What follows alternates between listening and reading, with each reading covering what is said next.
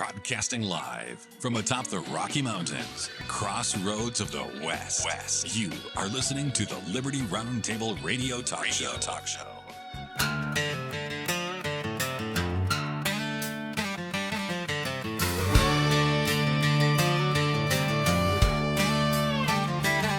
There's a shadow on the courthouse, on the flag out in the yard, where the ones who promise justice learn to play their wicked cards. Wolves dressed up like neighbors, talking sweet and acting grand, but the truth keeps pulling curtains on the lies they tried to plan. And the Lord don't buy excuses, don't take bribes, and doesn't vote. All right, ladies and gentlemen, Penalty for Truth. Yeah, it's an incredible new country song put out by William Simpson. He's also the founder and the director of the Wild Horse Fire Brigade, LLC. What is their goal? Mr. Simpson says we work diligently to preserve and protect the wild horses of North America. It's a cool topic, ladies and gentlemen. He lives in a 400-square-foot cabin on the top of a mountain, and he's using satellite internet to get to us. We hope this works out very well. Mr. Simpson, welcome to Liberty Roundtable Live, sir. Good morning, and thank you for having me on the show, Sam. How did you get involved in such a line of work in the first place, sir? Well, moved into the wilderness after a 4-year sailing expedition, and I grew up on a ranch. So I wanted to move back to the valley where I grew up, and that was the Southern Oregon and the Applegate Valley. But prices of land got so high because of the marijuana industry buying up all the land. I ended up just on the other side of the border here in California. So I'm 2 miles from the Oregon-California border. And ended up buying some land because it was reasonable. It was far out wilderness, so I could afford it. And, we're surrounded by mountains and wildlife, and it turns out there was some wild horses here.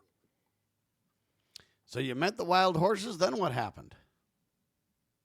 Well, I started studying them. I went to Oregon State. I was a pre-med science major, and so I had that packed in the back of my brain, all that science I studied. And when I grew up logging and, doing the things that we do to make extra money to pay the mortgage on the ranch, ranching and growing cattle, it's hard to make a living at that. So we were poor and didn't have much money. And so I built some other experience. And so when I got up here and I started seeing these horses and how they were reducing wildfire fuels very effectively, and then also they're the only large herbivore in North America that reseeds as they graze. The ruminants, deer, elk, cows, sheep, goats, all have a multi-chambered stomach, and they chew a cud. So when they eat seeded plants and grasses, the remastication, when they burp up the cud and they rechew it, that extensive mastication damages the seed. So when they poop, nothing comes out in their droppings and grows. Whereas horses, because they move through quickly, they're like us. They have single stomach. When they eat seed and then it passes through and drops out in their droppings on the ground, those seeds have a 90% germination rate, approximately, according to Oregon State. They did a study of germinability of horse dung. So they're farmers. American wild horses are actually farmers. They plant more than they need for themselves, which benefits all the cervids, the deer, elk, all the other large animals, and pronghorn and so forth. So they're quite beneficial. They mow the lawn, they reseed the lawn, and they fertilize the lawn, so to speak. And ladies and gentlemen, this is really important to understand because we've had all these fires around the country, and most of them literally could be prevented, is the point. Trump has made this point a couple of times, but he gets lambasted by the environmentalists and everything else. What we need to turn to ranchers and farmers and those who really do care about the land, who really do understand what's at stake. And that's why his website, wildhorsefirebrigade.org, and you can kind of learn about how this works. And so when they mow the lawn, when they fertilize, when they do all these things, they are a critical part of the ecosystem And it's important to understand that if we could let them thin that out, mow the lawn, so to speak, we could reduce or I wouldn't say eliminate, but we could reduce significantly the amount of the fires that occur and how bad they are, right, William? Yeah, and Sam, the other thing too is the BLM, the Bureau of Land Management, is currently mismanaging these American heritage horses. I mean, we built the country off their backs, and right now they're rounding them all up, and they've got 70,000 in what would be the equivalent of a FEMA camp. They set up these off-range holding areas, they call them, and they brand the horses, they sterilize these horses, and then they send them off to these holding areas.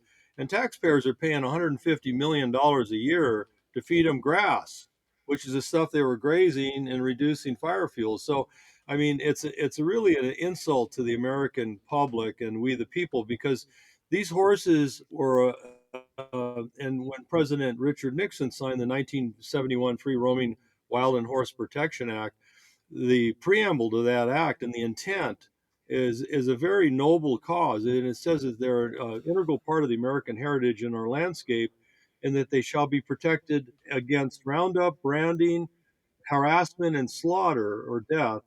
And the BLM does all of that today, and they've become a fiefdom But let me where they stop just you and ask like, you why though. Why are they doing this though? Why don't they leave it to ranchers and people locally who live there, who care, who give their lives, their hearts, their dedication, their sweat, their to these causes? Why are they doing this? well, the problem is bad management of the economics of the public land. The BLM manages 245 million acres of public land right now. U.S. Forest Service has 198 million. There's about 354 million acres of privately owned timber. So the BLM's chunk, the 245 million, when President Nixon signed the Protection Act in for the horses, and so he has set aside 53 million acres for these horses, and that was in 71. Well, since then, America has grown, and by various ways, some not so nice, by 100 million people. We got 100 million more people here in the country, that more than we had in 71. So the demands on public lands have gone up considerably for gas, oil, minerals, and for livestock production. The government subsidizes, we the people subsidize ranching, where ranchers are buying grazing permits on public land. And so how that works is they have a unit of grazing, they call it an AUM, so Alpha Uniform Mike. And an AUM is one cow, one calf per month on the land. And a calf can be 500 pounds, so it's not a small animal. And you get that if I'm a rancher and I want to graze one of my cow calf pairs on BLM land, I pay them $1.45 a month to do that. Now, why is that important? Well, if we went to private pasture and we wanted to graze our cow calf for a month, it'd be anywhere between $28 and $30 a month. So the American taxpayers, which is clearly actually, not sustainable, is the point, right? well, it's not sustainable. But the problem is they only have so much grazing on this 245 million acres. And when you're giving it away, it's the deal of the century for ranchers. It's welfare ranching. U.S. taxpayers are subsidizing the ranchers who have grazing permits. That's just a fact. Because All if right, you went so on doctor, private what do land, you think? We're starting out by saying we got mismanagement of the land and welfare ranching, sir. Well, it is interesting, and William's a very articulate spokesman for his cause and very well informed. I came across a similar kind of philosophy where the hoofed animals really do reduce the fast burning fuels, and they can. Years ago I did wildland firefighting, and so I have some interest in this. But the hoofed animals are very synergistic, symbiotic with the maintenance of the land, and that's just kind of they fit together, and everything thrives the way it goes. And as is pointed out by William, um, uh, I'm going to just say almost anything the government touches that it shouldn't be touching, they do wrong. And so it sounds like the government is participating in exacerbating the problem.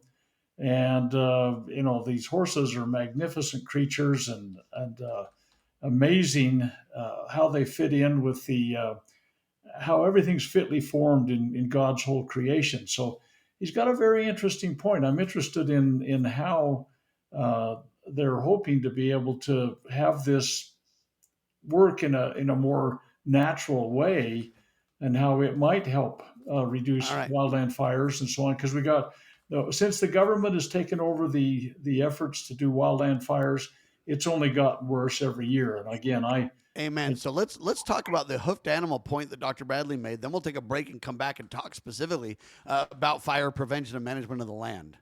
William, what about this Sure. hoofed animal thing? There's something to that too, right? Right. So, Equus caballus, the modern horse, has been in North America for about 2 million years, according to our best science. And so we're looking at a situation where all the other hoofed animals, deer, elk, moose, and caribou, they all came across from Asia on Beringia. All right, hang tight, ladies and gentlemen. We'll tell you more with William Simpson in seconds.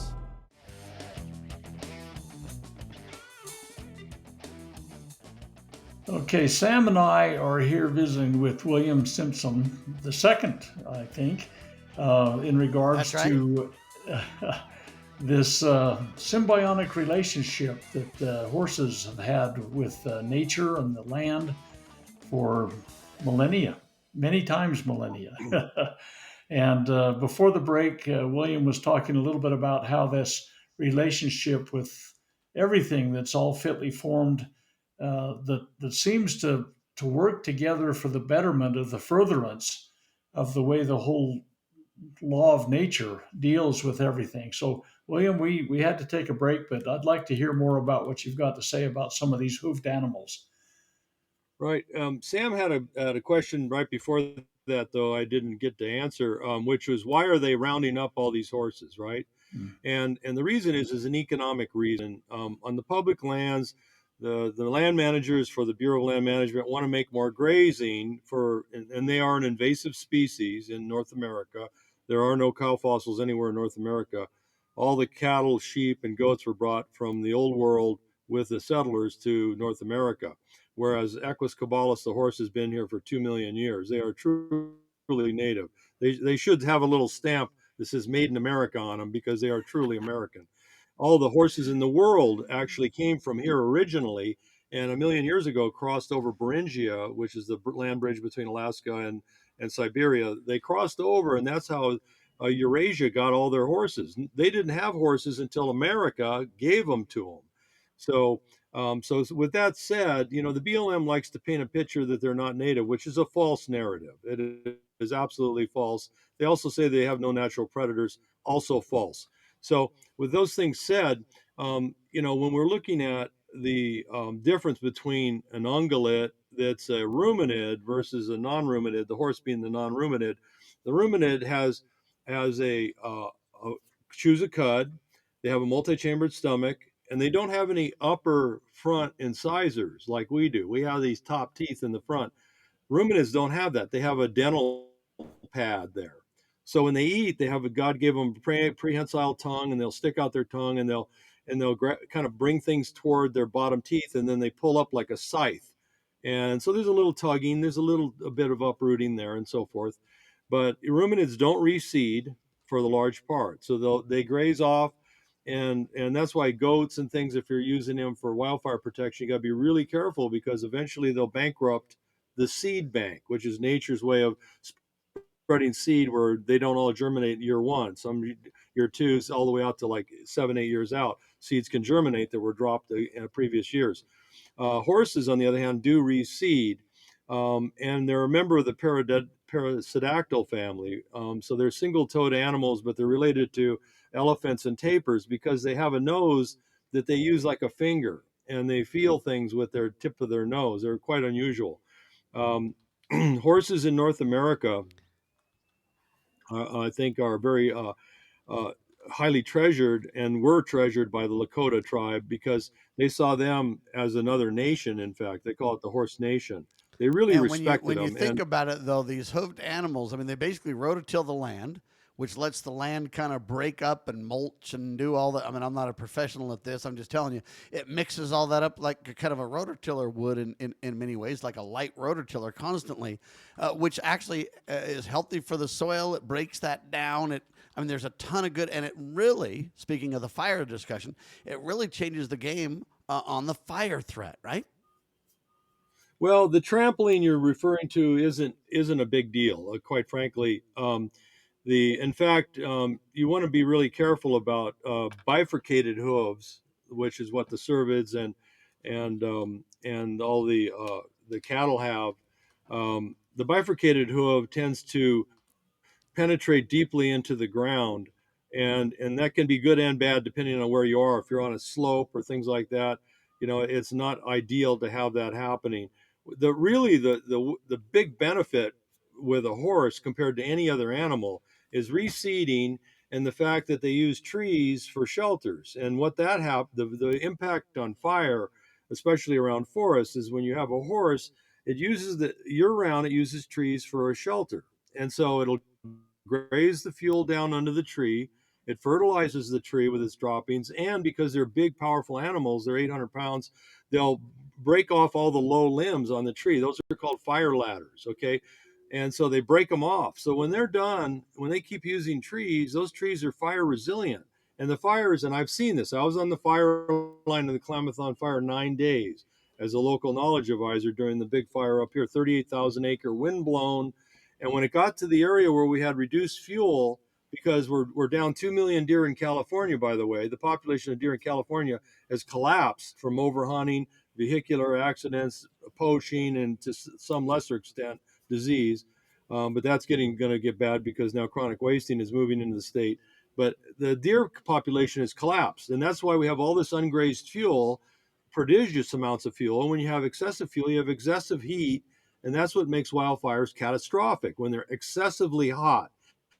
And we're getting a brand new kind of chemistry in these fires called pyrochemistry.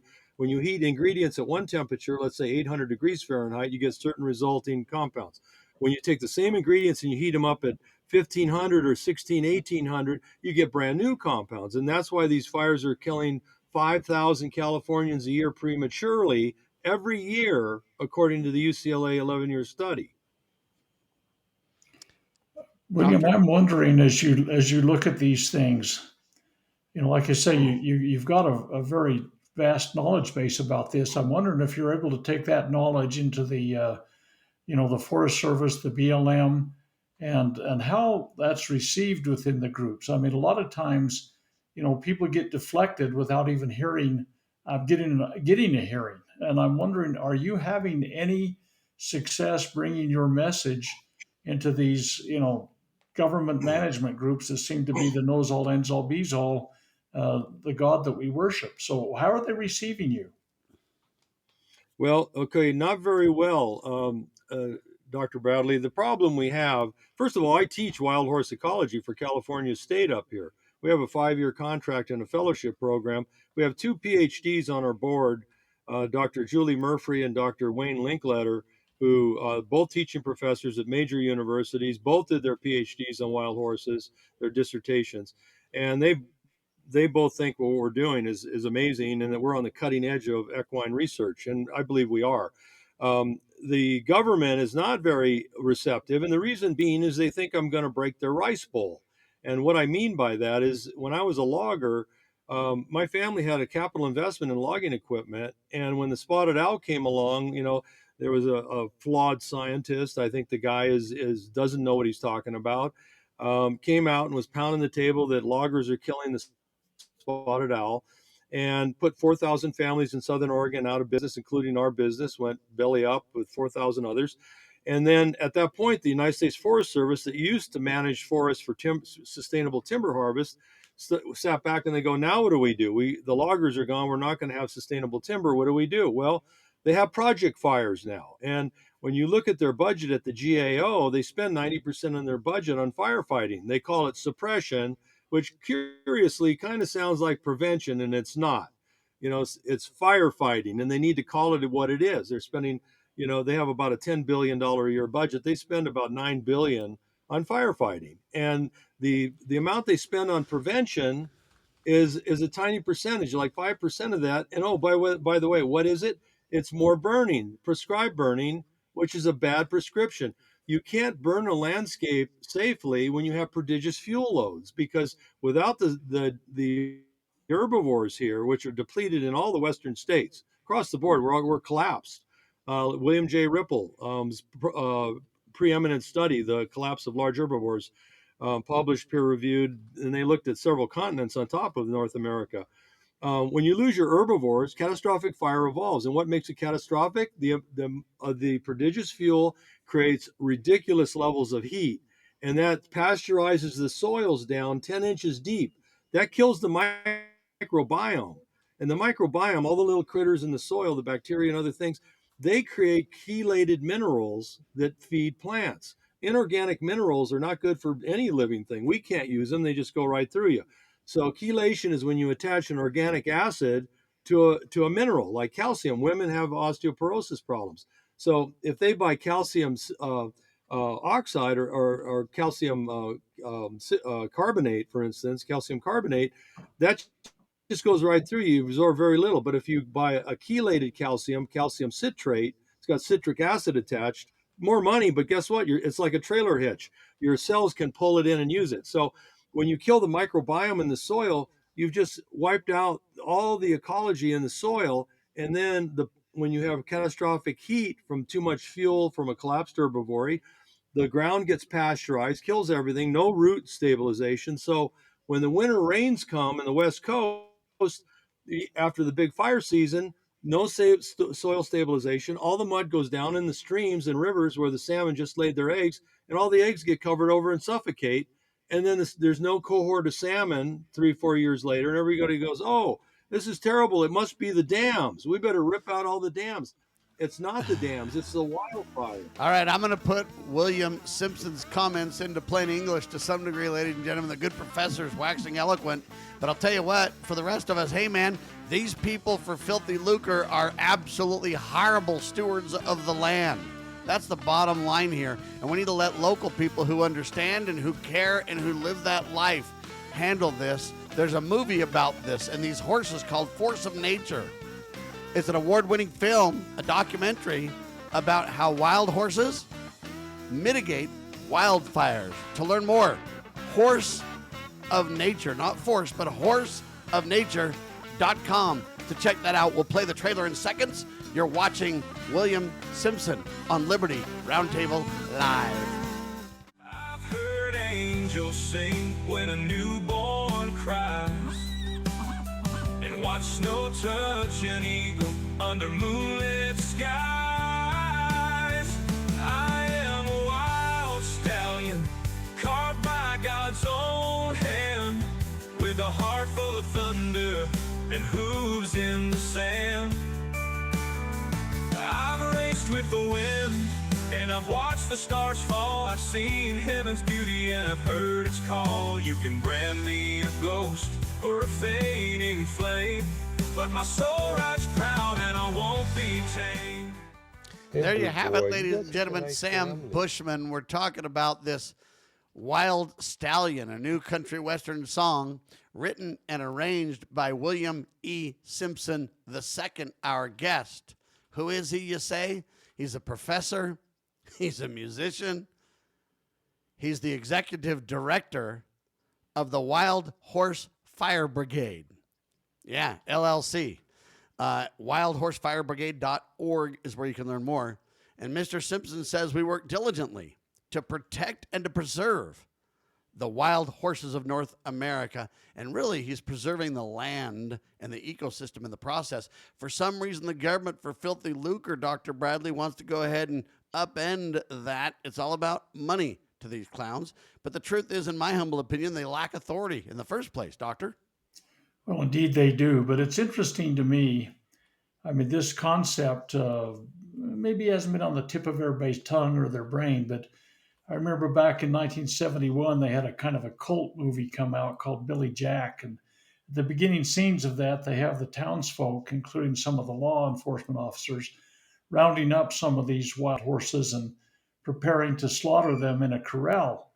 And that's when Billy Jack comes up and puts an end to the whole thing. But the fact of the matter is, it seems like they consider these creations, these animals, to be a competitor to their economic prosperity, and consequently, there's kind of an acrimonious animosity towards them. And I'm wondering, William, has there been anything studied to help farmers, ranchers recognize the value that these wild horses bring that would help facilitate, maybe something that would talk their language about how valuable they are and how they may want to, facilitate the symbiotic relationship between these horses and their land and the way they're trying to make their living and everything like that. Seems sometimes we have to talk each other's language. And I'm wondering if there's any bridge that can be made between people that might help facilitate, a better uh, energy between the farmers and ranchers and these wild animals. I don't know. Maybe I'm answering. I mean, I'm asking the question wrong, but it seems like they're considered competitors, and let's eliminate them. Right. Well, the first problem we have is the BLM has been actively misinforming the public, and sadly, most of the public, including the ranchers, are undereducated with regard to natural evolution and landscape management. And there are some advanced ranchers out there like Chris Gill, who operates Pitchstone Waters. He's got a huge ranch in Texas, a big ranch up in Idaho. He's a cattleman, a banker, an oilman. Chris Gill publishes a lot of my articles. I've got over 150. I quit counting my articles. There's well over 150. But the thing is ranchers. Some of them are trying to learn and get up to speed. But the problem is the people who are on the welfare ranching program with the U.S. government on the BLM Bureau of Land Management lands. They're getting such a deal of the century. They just want more horses gone and more grazing on that land. And because horses don't have an economic advocacy, in other words, you got deer, elk, and moose, and people are willing to buy, deer tags and elk tags to go shoot those. So you got Winchester and Smith and Wesson and all these Remington, all these companies making money on those animals on public land, and then you got livestock, and the livestock on public land. The BLM manages their grazing program. It costs us taxpayers $33 million for the Bureau of Land Management to manage the public land grazing program. And they only take in $14 million in revenue. I mean, the whole thing is a sham. And then they're rounding up these precious wild horses and putting them in holding and charging us another $150 million a year to put them in jail, when it's our plan is to use the Humane Transfer of Excess Animals Act, a federal act in place, and just relocate them to where there's no economic competition with oil, gas, mineral, or livestock, and i.e. our forests out here that are on fire every year in the far west. Put them up in the wilderness where their natural co-evolved predators live, and it solves all these problems. It creates more grazing for the ranchers. My program, it's called the Natural Wildfire Abatement and Forest Protection Plan. That's the big name, Natural Wildfire Abatement and Forest Protection Plan, published in Europe at Rewilding Europe and they have a wildfire focused online journal that's run by a bunch of PhDs called Graze Life. And my article, my 5-year study, was their inaugural article to launch that whole platform. But we know it works because we stopped a big wildfire up here in an area where you can't do livestock. You put cows and sheep up where I am, the lions, the bears, and the wolves will eat them, and you lose money. But the horses, they need predation because it's part of God's plan to cull the weakness out of the herd. Natural selection is essential for healthy wild horse herds. So you put them in the wilderness. What does that do? Okay, what my plan would create more grazing, 350,000 more AUMs for ranchers. That's number one. Number two, we save 150 million right off the top by moving all of those sterilized horses into wildfire management roles. Okay, that's 150 million a year that we can put into improving grazing lands for agriculture. Okay, that's number two. Number three is we know from the UCLA study that 5,000 Californians die prematurely every year from toxins in the wildfire smoke. They're not engulfed in smoke. People are dying 300 miles away from the fire. because of these new chemicals that are being formed from the new high temperature fire. Okay, that cost, UCLA figured it out, that cost just California $435 billion. I put their study Wow. into a I put that study into a supercomputer, and I said, please extrapolate this across the West Coast. What is the death toll every year, and what is the economic impact? Supercomputer said we're looking at about 8,500 dead people prematurely, men, women, children, grandmas, grandpas, moms, and dads dead prematurely. Okay, and $1.5 trillion in economic impact. Okay, so if we put these horses out here and we make a tiny impact on that wildfire and the wildfire smoke, let's say we do a 5%, okay, of 1.5 trillion. That is huge savings on the back end on top of it all. And what people don't understand, and I fought fire as a logger, and I fought fire recently as a technical advisor with Cal State in 2008, or California Cal Fire up on the Klamathon. The bottom line is the smoke is different than it used to be. It has all these toxins because it's high temperature chemistry. And so, if we don't address it, we're going to have all these people dying every year. My wife was killed by the wildfire smoke. When I stayed as a volunteer on the fire line with the commanders from Fresno, because in 2018 we had fire guys from all over California trying to help out. So we got the battalion from Fresno up here on the Oregon-California border. They were literally lost when I met them in the wilderness up here. Just two fire commanders with a map, and they couldn't figure out where they were. And I says, well, the problem is you're below the logos. You're not even on the map. And he says, well, that's the map they gave us. And I says, well, I got bad news for you. The line starts at Oregon, and you're in California. So they said, all right, that's it. You're our local knowledge advisor. So I was on the line 9 days. I got lung damage. I can't sing those songs you just heard. Okay, I'd love to, but I can't. So I use an AI computer voice to sing my poetry or my lyrics, and it's my handicap. That is my crutch now. Is AI has allowed me to express my feelings about what's happening with natural resource management. But we can save, and I'd love to sit next to President Trump for just a couple of minutes because he's a great businessman, but he doesn't understand natural resource management, and his advisors are misinforming him. And he can't be a successful president without a good team. It's just like football. You could have the most money, you could be the head of the Dallas Cowboys. If you don't have a great quarterback and line and receivers and tight ends, you're in trouble. You're not going to be a great team. You got to have the right people. And the U.S. Forest Service doesn't like my plan because it reduces fire. And so they're trying to monetize it. They make the U.S. Fire, and there's a lot of people saying this, not just me. They're using wildfires now, massive forest fires, as prescribed burns. They're project fires. You can go on InstaWeb and look, and they have a projected end of the fire, a date and it's usually months out. Okay, here's our projected time for containment. And it's disaster, ladies and gentlemen. It's out of control and needs to stop. Well, the bill that Dr. Bradley spoke of in the movie now has graduated to William, and he's a professor. And he's telling you how it is in managing land, ladies and gentlemen. There's an incredible award-winning film, Horse of Nature. We're going to talk about that coming up in seconds. You'll get to watch the trailer, too. Hang tight.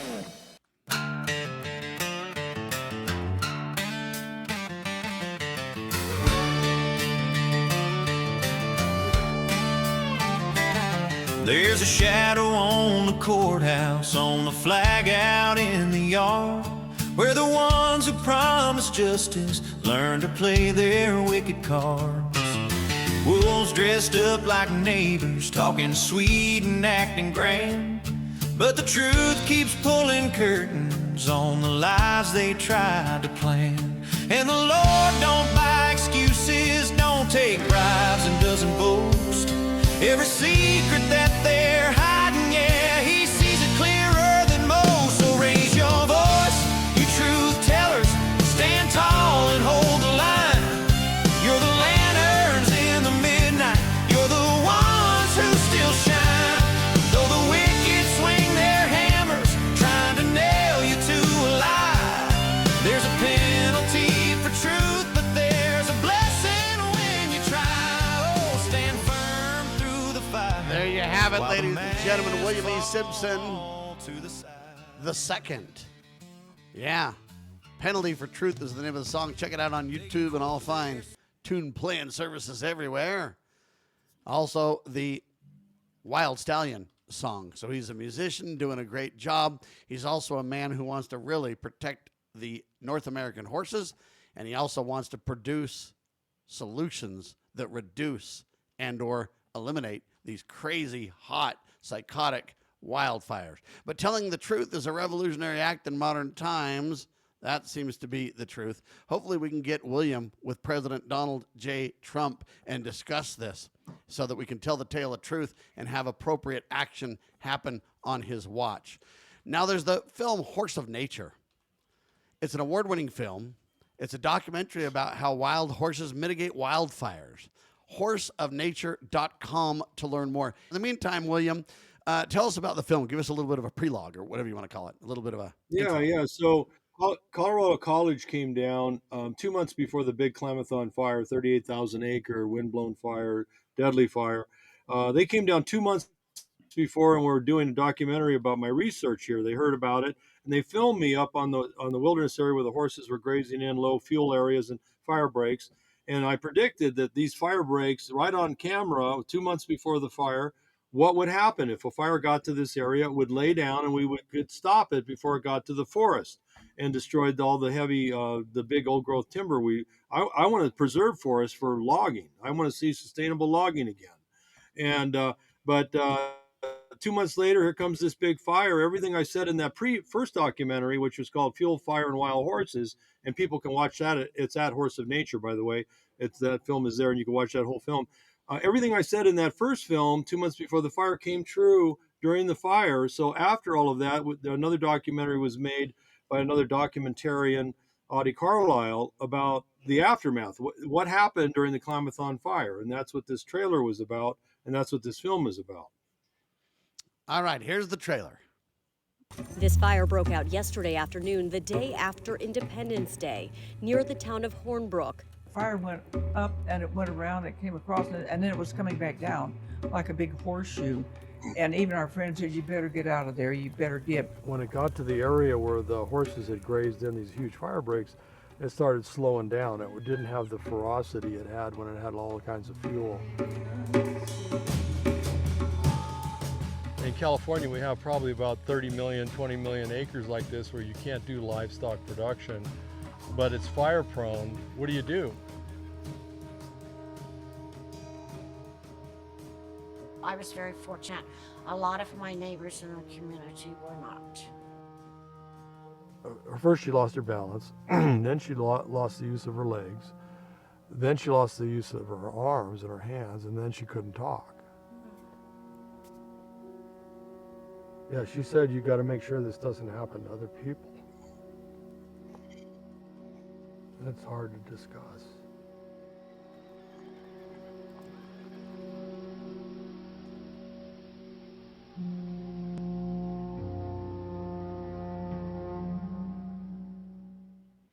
Dr. Bradley? You know, it looks like a very compelling message, and certainly William can articulate that. It's been kind of inferred that a lot of times, unless you have a cost-benefit analysis with a guy like Donald Trump as a businessman is going to put dollars and cents to it, that you kind of get deflected or blunted. And it seems like there just needs to be some education, some intelligent exchanges. Are there any forums, William, that there's that kind of outreach that's going on where people are reaching across the table and saying, well, I get the thing that's driving you and you get the thing that's driving me, but can we find some common ground that this could be kind of facilitated with? I mean, are there those kind of forums going on out there? To some extent there are. I've done interviews with ABC News, CBS, NBC, all these various large media, The Atlantic, The Guardian. The problem we're having is with the Bureau of Land And then he graduates Management. to Liberty RoundTable Live, people. Just saying. There we go. Right, Yeah, I didn't mean to. Yeah, so and here I am, on the big time, right? So the bottom line is they the current ship of state, if you will, it's heading the wrong direction, and it has a lot of momentum, and there's a lot of people bought in. When you look at a wildland firefighter and you look at the equipment he's got on, that represents probably 20 big corporations making a fortune on catastrophic fire. Just look at the hoses they use in wildland fire. They're not the regular fire hose. They're these really thin-walled rubber hoses covered with canvas. You can only use them one time and you throw them away. Well, Gates Rubber makes those. They're making a fortune. They sell thousands of miles of that stuff. Everybody is getting addicted to fire and monetizing wildfire. And then when I come along with even it doesn't matter what the economics are, Dr. Bradley, I can show in front of a federal judge with a team of accountants how we would save $5 billion a year. Now Trump could be a hero on this, and I'm not trying to, I'm just a guy out here. I'm a soldier on the line trying to do my part. Okay. And we paid a heavy price for the knowledge that I have. For instance, I'm the first ecologist that has seen wild horses aren't afraid of fire. They graze right in front of the fire line and they didn't run. They're not like a domestic horse. They're different. And, I only saw that because, hey, I was on the fire line as a volunteer. I didn't get paid. I got lung damage. I had no medical coverage for it. And so, and then the smoke killed my wife. So, I mean, I don't know what else I can say to these guys. It's a tough tale. Let me ask you this. What can guys like me can do shows on it and kind of educate the public and heighten the education effort, which I intend to do without a doubt. I think these solutions are tremendous, and I just don't understand how we can't get to President Trump on them. The clowns, rappers, and everybody else can get to the Donald and, the porn queens and everybody else, but the rest of us struggle. It's a sad tale to tell. I digress, except to say, what can we, the average American, do to help this cause? William? Well, there's several things we can do. One, first of all, we're an all-volunteer nonprofit. We're a 501c3. We're run by donations. Our program, our fellowship with Cal State is run by donations. We don't have any grants or any federal money. We're not using tax dollars. I don't make anything doing my job. I work 100 hours a week. So, and I'm 73 now, and I'm still working as harder than I ever had in my whole life. When we also need to, besides supporting Wild Horse Fire Brigade, we need somebody to step up and give us the kind of funding I think we deserve it. We've earned it. We've proven that we have a program that can save $5 billion and 8,000 lives every year on the West Coast. I mean, what kills 8,000 people a year right now in America? What? And it's not like, drug addiction where somebody's doing it to themselves, or lung cancer from smoking. These are innocent people that are killed hundreds of miles away, kids, and that doesn't even count the children that have a predisposition for diseases as they get older. They have a built-in comorbidity from the smoke, and so this is a big deal. The other thing we can do is write letters to the president and his wife. Mrs. Trump is a horse lover, and she needs to know about our plan because this is a win-win-win. Ranchers win, the BLM wins, the forest, the people suffering from smoke and fire, and the insurance industry wins. We'll be able to get insurance again because these new couples moving out into the country, they want to build their dream home. They get 5 acres. You can't get a mortgage because without fire insurance, they're not going to give you the money. And nobody out here can, unless you go to Lloyd's, you can't get fire insurance. I can't get fire insurance. I mean, the state of California is having huge trouble with getting any insurance for fire.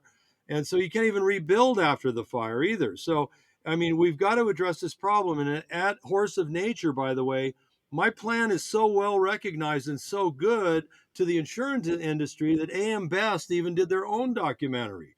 And those are the insurance industry analysts and credit rating guys that have been around since 1896. This is a real deal organization that oversees the insurance industry. When they heard about this plan, they go, well, we need to do our own documentary. This is great. So there's actually at Horse of Nature, there's an 8-minute documentary from AM Best there. So, I mean, I just got to sit down with somebody. I'd like to sit down with our president and explain this to him because I don't even trust Lost in Translation because a lot of his advisors are not giving him the truth. He is being fed misinformation, and he can only do a good job if he has good advisors. Well, Right, is sadly, is there a website that would have talking points if someone wanted to write a letter to some influencer somewhere? Could they get that off your website, or Is there a place that you could point people to that would help them get smarter? wildhorsefirebrigade.org. Thank you, sir.